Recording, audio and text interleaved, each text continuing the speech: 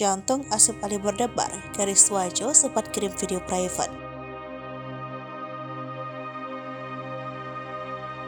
Cerita Asif Ali Boreh, pria India yang laporannya ditolak Sharifah Indonesia atau Nisa masih menjadi perbincangan. Kini pengakuan Asif Ali Boreh kembali disorot. Itu adalah soal ia pernah menerima kiriman video menggiurkan dari Nisa. Sementara itu, Nisa sendiri meminta Asif Ali Boreh tak ganggu hidupnya lagi.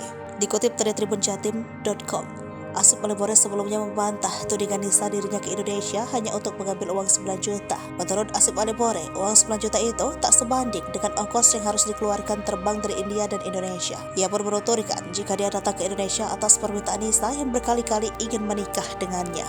Bahkan Nisa mengancam akan menikah dengan pria lain apabila Asif Ali Boreh tak kunjung datang. Mengutip dari YouTube Trans TV Official, Asif Ali Boreh juga sempat hapus semua chat dengan Nisa karena takut. Ternyata ponsel Asif Ali Boreh dicek oleh pihak imigrasi dan saat itu ada chat yang tak senonoh dari Sharifah. Kendati sudah ditolak lamarannya oleh Nisa, tetap Asif Ali Boreh enggan merusak nama baik wanita yang pernah mengisi hatinya. Dia tidak ingin membongkar video tersebut. Hal itu membuat netizen menuding jika Sharifah sengaja membuat video itu untuk menarik hati Asif Ali Boreh agar mau memberikan uang. Sementara itu, Sharifah sendiri sempat mengungkap aib Asif Ali Boreh. Gadis asal Wajo itu juga meminta agar Asif Ali Boreh bicara jujur ke media terkait persoalan ini.